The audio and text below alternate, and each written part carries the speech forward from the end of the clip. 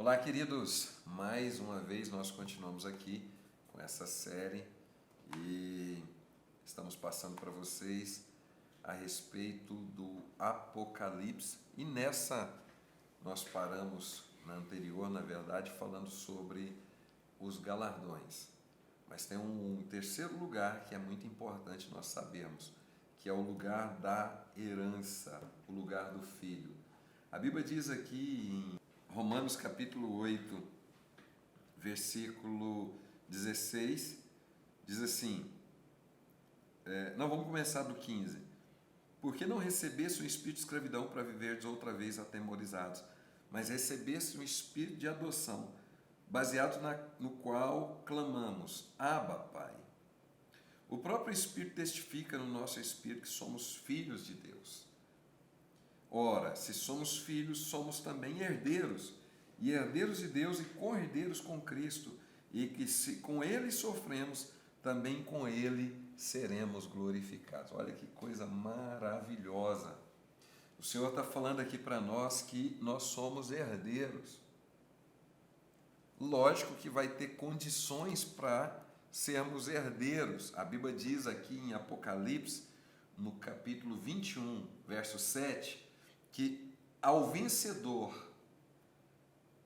herdará essas coisas, e eu serei o seu Deus e ele será o meu filho. É assim que o Senhor está falando na sua palavra. Então, irmãos, nós temos que entender que um dos conceitos mais profundos a respeito da herança é o lugar que nós estamos em Deus. Então, a primeira coisa, uma pessoa, Jesus. Segunda, um lugar, o Santo dos Santos. Terceiro, uma descendência para aqueles que vão reinar com Cristo, né? Aqueles que estarão no trono com Ele, aqueles que estarão com Ele eternamente. Então, a herança é uma pessoa, um lugar e uma descendência. E essa herança está ligada diretamente ao relacionamento. Se nós não tivermos relacionamento, nada feito.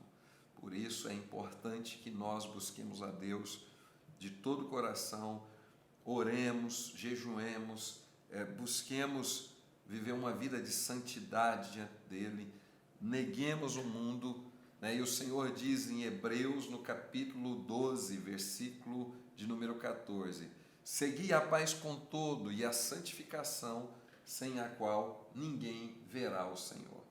Então está falando de um lugar, está falando do Santo dos Santos, mas está falando da pessoa de Cristo em nós, e está falando de um lugar de descendência. Então, aquilo que nós priorizamos aqui vai fazer a diferença do início ao final, entende? Nas nossas vidas. Então, nós temos que priorizar. A salvação é de graça, mas a intimidade tem um preço. Amém? A Bíblia diz aqui em Daniel 12, 13, tu, porém, segue o teu caminho até o fim, pois descansarás e o fim dos dias te levantarás para receber a tua herança. Você crê que você tem uma herança? Crê nisso? Crê, João? Crê, Carlos? Nós temos uma herança diante do Senhor. E nós precisamos permanecer nela até o fim. Amém? Então, nós vamos sempre buscar essa presença do Senhor. Não viver intimidado, mas saber que como cooperadores de Cristo, nós temos um lugar. Amém? Outro ponto importante é uma distinção que nós temos que ter sobre as vindas do Senhor, né? É certo que Ele virá. Hebreus, no capítulo 9, versículo 28, fala sobre isso. Assim também Cristo, tendo oferecido uma vez por todo, para tirar os pecados de muitos, aparecerá uma segunda vez, sem pecado, aos que aguardam para a salvação. Você aguarda a salvação de Cristo? Aguarda. Nós, quando tomamos a ceia, nós estamos declarando isso. A morte e ressurreição do Senhor. e em memória dele, até que ele venha. Então, a ceia representa isso na nossa vida. É certo que ele virá. É certo que ele levaria-nos para junto dele. Então, onde está Jesus agora? Nos céus. Ele subiu. Atos, no capítulo 1, versículo 4 em diante ali, fala sobre isso. Jesus passa 40 dias aqui na terra, depois da ressurreição. E aí, ele sobe aos céus. Amém? Quem está entendendo, fala amém. Pronto. Então, nós temos que nos consolar com essa palavra. Não se turbe os vossos corações, João 14, 1 a 3, mas crede em Deus, crede também em mim. Na casa de meu Pai há muitas moradas. Se não for assim, eu não vos tinha dito, pois eu vou vos preparar lugar. Onde o Senhor está, então? Nos céus. E aí ele voltaria para nos levar para junto dele.